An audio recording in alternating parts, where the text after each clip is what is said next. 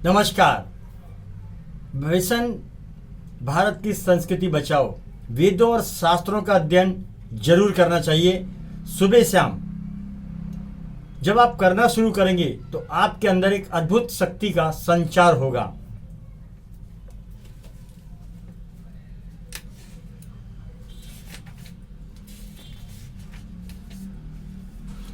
इस समय मैं संध्याकालीन अग्नि पुराण का अध्ययन करता हूँ।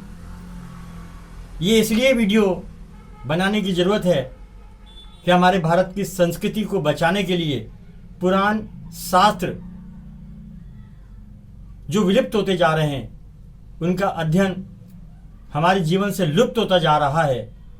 इसी वास्ते कि कुछ संदेश देने की इच्छा रखते हुए कि आप सभी अग्नि पुराण पढ़ें, विष्णु पुराण पढ़ें या शिव पुराण पढ़ें, लेकिन जरूर पढ़ें। सुबह शाम एक एक अध्याय पढ़ें। इससे आपको आत्मशक्ति और अद्भुत शक्ति का एहसास होगा।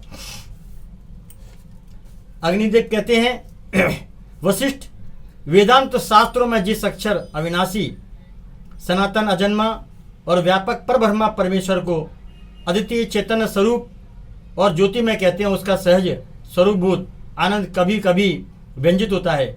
इस आनंद की अभिव्यक्ति ही चैतन्य चमत्कार और रस के नाम से वर्णन किया जाता है। आनंद का जो प्रथम विकार है उसे अहंकार कहा गया है। अहंकार से अभिमान का प्रादुर्भाव हुआ। इस अभिमान में ही तीनों लोगों की समाप्ति हुई। अभिमान से रति की उत्पत्ति हुई और वह व्यभिचारी आदि भाव सामान्य के सहकार से पुष्ट होकर श्रृंगार के नाम से गाई जाती है। श्रृंगार के इच्छानुसार हास्य आदि अनेक दूसरे भेद प्रकट हुए। उनके अपने अपने विशेष स्थायी भाव होते हैं जिनका परिपोष अभिव्यक्ति ही उन रसों का लक्षण है। वे रस परमात्मा के सच्चाई तत्वादि गुणों के विस्तार से प्रकट होते हैं। अनुराग से श्रृंगार, तीक्ष्णता से रौद्र, उत्साह से वीर और संकोच से विभत्स रस का उदय होता है।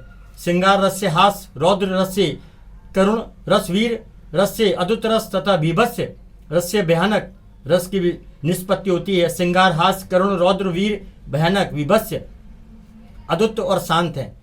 ये 9 रस माने गए हैं।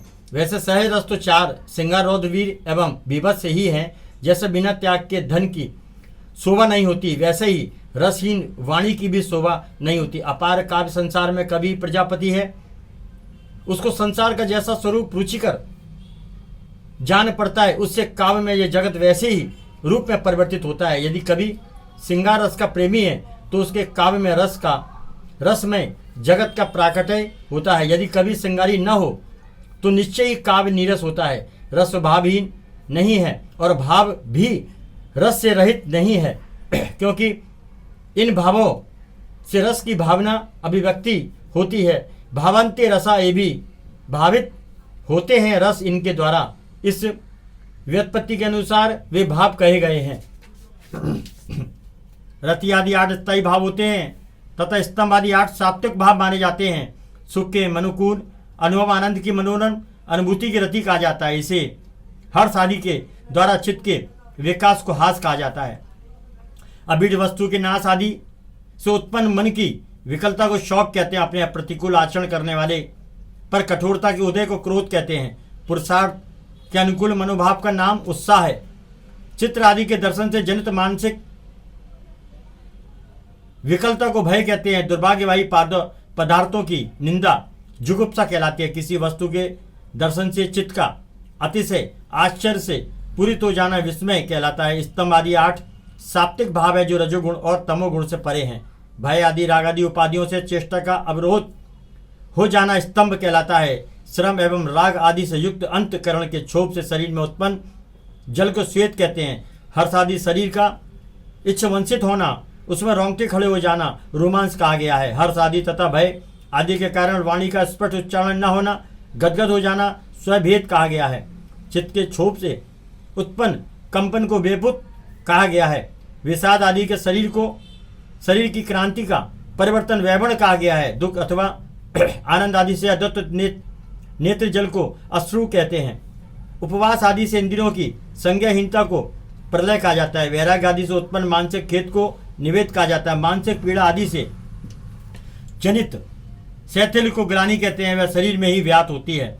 अनिष्ट प्राप्ति की संभावना को शंका और मत्सर दूसरे का उत्कर्ष सहन न करने को अयुषा कहा जाता है। मदिरा आदि के उपयोग से उत्पन्न मानसिक मोह मद कहलाता है। अधिक कार्य करने से शरीर के भीतर उत्पन्न क्लांति को श्रम कहते हैं। श्रृंगार आदि धारण करने में चित्त की उदासीनता को आलस कहते हैं। धैर्य भ्रष्ट हो जाना, दैन्य तथा अभीष्ट वस्तु की प्राप्ति न होने से जो बार बार उसकी ओर ध्यान जाना जाता है उसे चिंता कहते हैं।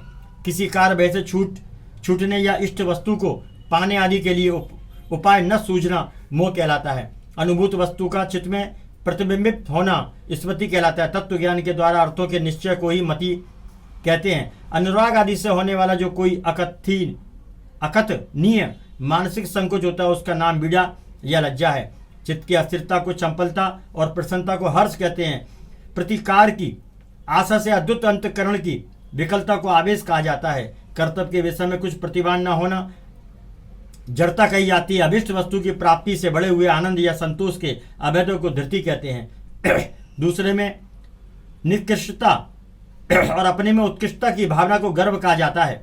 इच्छित वस्तु के लाभ में देव आदि से जनित विघ्न के कारण जो दुख होता है उसे विषाद कहते हैं। अभिष्ट पदार्थ की इच्छा से जो मन की चंचल स्थिति होती है उसका नाम उत्कंठा या उत्कंठा कहते हैं। अस्थिर हो उठना चित्त इंद्रियों का असमान है। युद्ध में बाधाओं के उपस्थित होने से स्थित न रह पाना त्रास माना गया है तथा चित्त के चमत्कृत होने की विस्ता कहते हैं। क्रोध के समन न होने को अमर्ष तथा चेतना के उदय को प्रबोध या जागरण कहते हैं।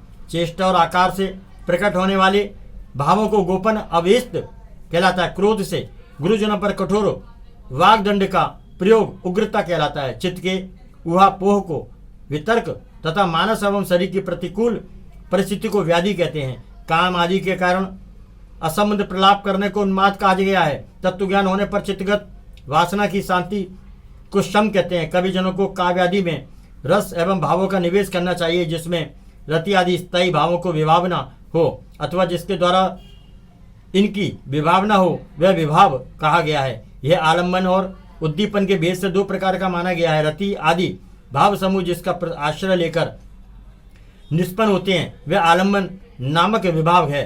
यह नायक आदि आलम्बन लेकर आविर्भूत होता है। धीरोदत्त, धीर ललित और धीर प्रशांत ये चार प्रकार के नायक माने गए हैं।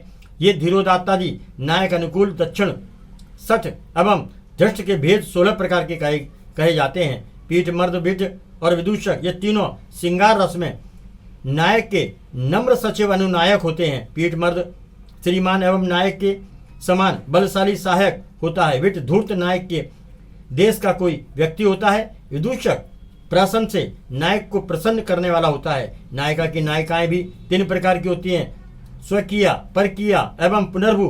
पुनर्भू नायिका कौशिकाचार्य के मत से है। कुछ पुनर्भू नायिकाओं को न मानकर उसके स्थान पर सामान्य की गणना करते हैं। इन्हीं नायिकाओं के अनेक भेद होते हैं। उद्दीपन विभाग विविध संस्कारों के रूप में स्थित रहते हैं।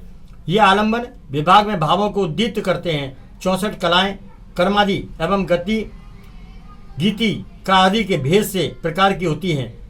कुहुक और स्मृति प्राय हासोपहारक आलम्बन के विभाग के अद्भुत संस्कार युक्त भावों के द्वारा स्मृति, इच्छा, देश और प्रत्यय के सहयोग से किए हुए मन, वाणी, बुद्धि तथा शरीर के कार्य को विद्युजन अनुभाव मानते हैं। श अन्न अनुभूयते उत अनुभूवते।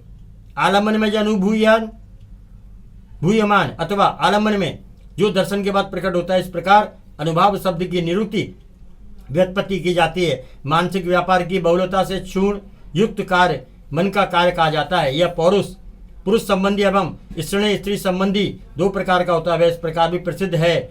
शोभा, विलास, माधुर्य, स्थैर्य, गांभीर्य, ललित, औदार्य, तेज 8 पौरुष क्रम हैं। नीच जनों की निंदा, उत्तम पुरुषों से स्पर्धा, सौर और चातुर्थ, इन 4 इनके कारण मानसिक कार्य के रूप में शोभा का आर्विभाव होता है। जैसे भवन की शोभा होती है, भाव, हाव, हेला, शोभा, क्रांति, दीप्ति, माधुर्य, सौर, प्रगल्भता, उदारता, स्थिरता एवं गंभीरता, ये 12 स्त्रियों के विभाग कहे गए हैं। विलास और हाव को भाव कहते हैं। यह भाव किंचित हर्ष से प्रादुर्भूत होता है। वाणी के योग को वागारंभ कहते हैं।